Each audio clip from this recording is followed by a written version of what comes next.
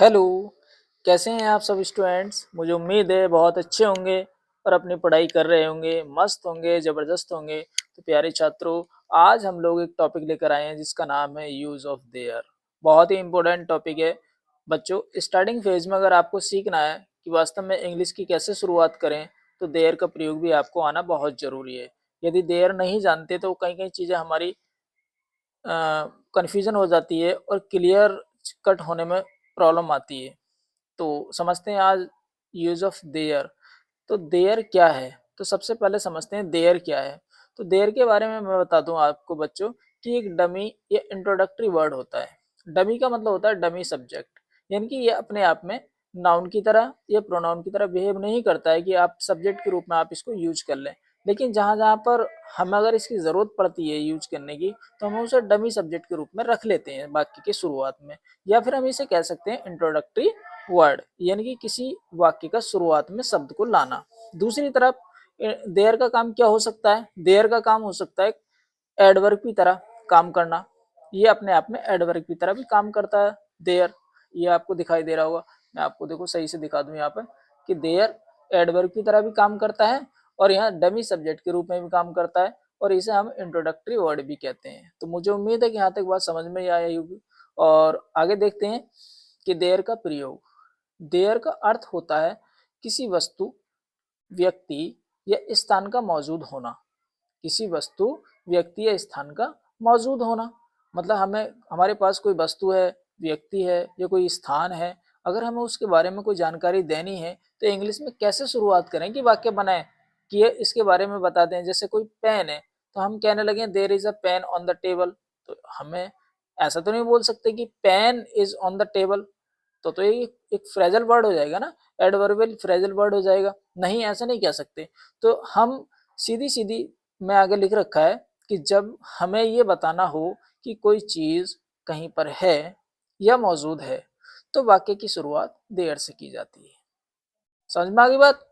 यानी कि जब हमें ये बताना हो कि कोई चीज कहीं पर है या मौजूद है, उसका अस्तित्व है, अपना एग्जिस्टेंस है, तो वाक्य की शुरुआत हम देयर से करते हैं। कुछ एग्जाम्पल के माध्यम से हम चीजों को समझते हैं कि कौन कौन से एग्जाम्पल मैंने यहाँ पर मेंशन किए हैं आपके लिए। तो देखिए बच्चों, देयर इज का प्रयोग सबसे पहले प्रेजेंट में हम देख सकते हैं कि देयर इज का प्रयोग कैसे करते हैं। तो there is a book on the table, यानी कि there is a book on the table, मेज पर एक पुस्तक है। तो हम इसका अर्थ ऐसे निकाल सकते हैं, मेज पर एक पुस्तक है। हम चीजों को जोड़ देकर नहीं कह रहे हैं, बल्कि उसकी मौजूदगी को बता रहे हैं कि ऐसे नहीं बोल रहे कि टेबल पर पुस्तक है।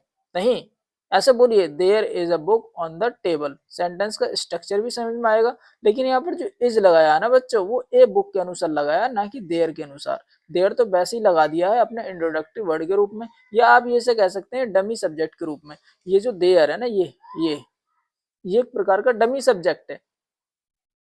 ये प्रॉपर नाउन नहीं है, प्रॉपर प्रोनाउन नहीं है। ना ही हम कह सकते हैं इसको ये नाउन या प्रोनाउन है। ये तो डमी सब्जेक्ट है। बाकी जो एजामार लेकर आएंगे, वाजवर लेकर आएंगे, विल शैल लेकर आएंगे, वो इसके अनुसार, यानी कि ओरिजिनल सब्जेक्ट तो बेटा इसमें ये है, ए बुक। तो ए बुक के अनुसार हमने इज लगाया है। तो इसी प्रकार हम बना देंगे सेंटेंस को, there is a book on the table. दूसरा देखिए, there is a boy in the class. कक्षा में एक लड़का है। कक्षा में एक लड़का है। तो यहाँ पर देयर का जो प्रयोग किया गया है वो डमी सब्जेक्ट के रूप में किया गया है, इंट्रोडक्टरी वर्ड के रूप में किया गया, बल्कि यहाँ पर जो इज लेकर आए हैं वो ए बॉय के लिए लेकर आए हैं। मुझे उम्मीद है यहाँ तक बात समझ में आ गई होगी। तो ए बॉय के लिए लेकर आए हैं इज, तो इसलिए हम कह सकते हैं कि there is a boy in the class, कक्षा में एक लड़का है। चलिए बच्चों, आगे देखते हैं चीजों को और थोड़ा समझते हैं। इसी तरीके से मैं आपको बता रहा हूँ कि मैं एक सीरीज लेकर आया हूँ। अभी इससे पहले मैंने एक यूज ऑफ इट के ऊपर एक वीडियो बनाया था और आपने वो देखा, बहुत प्यार दिया। मुझे उम्मीद है इसी तरीके से अपना प्यार बनाए रखेंगे। और आने वाले समय में मैं बेसिक से, बिल्कुल बेसिक से शुरुआत किया हूँ, बिल्कुल बेसिक से। तो आप जैसे जैसे हमारी क्लासेस चलिए आपको मिलने वाली हैं आगे, और क्लासेस चलेंगी तो आप वन बाई वन करके यूट्यूब के माध्यम से मैं आपको सब कुछ देता रहूँगा। और जितना मैं जानता हूँ, जितनी मेरे अंदर नॉलेज है, उससे भी कहीं ज़्यादा प्रयास करूँगा आपको सिखाने का। तो आप इसी तरीके से अपना प्यार बनाए रखिए और वीडियो को जिस तरीके से आप लोग देख रहे हैं, मुझे बहुत खुशी हो रही है कि हमारे यहाँ बच्चे कुछ सीख पा रहे हैं। चलिए बच्चों, देयर आर का प्रयोग, यानी कि देयर आर का मतलब यहाँ पर यह है कि हम प्लूरल के लिए आर का प्रयोग करते हैं, सिंगुलर में इज हम आर का प्रयोग करते हैं, प्लूरल में आर का प्रयोग करते हैं। तो यहाँ पर हम देख रहे हैं कि there are 5 students in the class, कक्षा में कितने विद्यार्थी हैं? 5 विद्यार्थी हैं। तो यहाँ पर जो आर का प्रयोग किया गया बच्चों, वो इस वाले 5 स्टूडेंट के लिए किया गया, ना कि देयर के लिए। देयर तो मैंने बता ही दिया पहले भी आपको कि देयर का प्रयोग इंट्रोडक्टरी वर्ड के रूप में करते हैं, या फिर हम करते हैं किसके रूप में? डमी सब्जेक्ट के रूप में। डमी का मतलब होता है नकली सब्जेक्ट। दूसरा वाक्य देखेंगे, there are many trees in the park. There are many trees in the park. तो पार्क में जो है बहुत सारे क्या है? पार्क में बहुत सारे वृक्ष हैं, ट्रीज है ना। तो यह मैनी ट्रीज, जो मैनी ट्रीज की नहीं है तो लगाया हमने क्या? आर। तो there are many trees in the park, तो हम यहाँ कह सकते हैं कि पार्क में बहुत सारे वृक्ष हैं। अब आगे देखते हैं बच्चों, देयर का प्रयोग पास्ट टेंस में कैसे करते हैं? देयर का प्रयोग पास्ट टेंस में कैसे करते हैं? तो देयर का प्रयोग पास्ट टेंस में करते हैं, there was a cat in the room. अब हम यहाँ पर ये कह सकते हैं बच्चों कि पास्ट में जब कोई बतानी हो, किसी चीज का अस्तित्व बताना हो, किसी चीज के बारे में बताना हो, किसी स्थान के बारे में बताना हो, तो वहां पर वाज का प्रयोग करेंगे। तो there was a cat in the room. There was a cat in the room. कमरे में एक बिल्ली है। नो, कमरे में एक बिल्ली थी। कमरे में एक बिल्ली थी। तो हम यहाँ ये कह सकते हैं। तो ए कैट के अनुसार वाज लेकर आए। इसी प्रकार there were many people at the meeting. Meeting में बहुत सारे लोग थे, तो देयर वर आया, किसके लिए आया?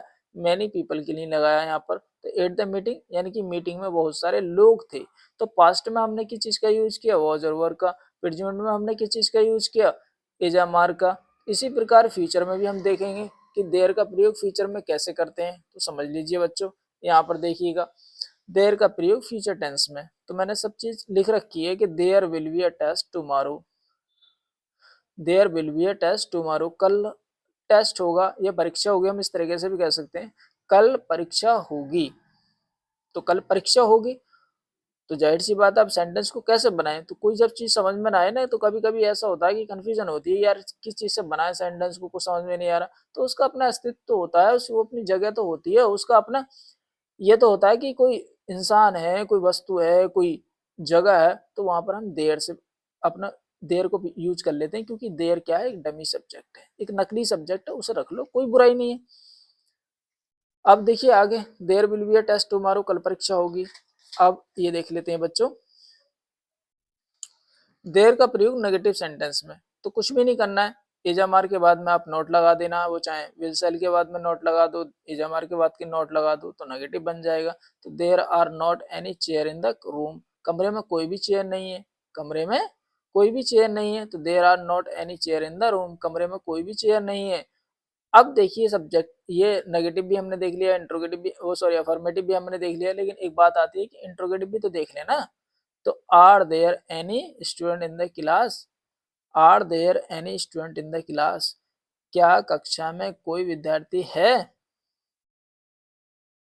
क्या कक्षा में कोई विद्यार्थी है? इसका मतलब निकला ये। तो इस प्रकार बच्चों, आज हमने समझा यूज ऑफ देयर। तो देयर का प्रयोग कहाँ करते हैं, किस कैसे कैसे करते हैं, किस अवस्था में करते हैं। मुझे उम्मीद है कि देयर का प्रयोग आप इसी तरीके से अपने नोट्स बनाते चले जाइए। और मैं वैसे भी नीचे प्लेलिस्ट में आपको इसका होमवर्क भी मिलेगा, होमवर्क भी मिलेगा। और जब होमवर्क मिलेगा तो आप उस होमवर्क को नीचे कमेंट बॉक्स में जरूर लिखा करो, बोले सर ये सेंटेंस कैसे बनेगा। और आप डेली प्रैक्टिस करिए चीज़ों की। और मैं यकीन मानिए, वो विश्वास के साथ कह रहा हूँ कि आप जिस तरीके से मैंने शुरुआत की है ना आपकी, बेसिक से एडवांस तक, मैं आपको बेसिक से एडवांस तक लेके जाऊंगा, चाहे वो इंग्लिश आपको सिखा के छोड़ूंगा, मेरा ये वादा है। तो thank you, a lot of thank you video देखने के लिए। और इतना प्यार देने के लिए। Thank you.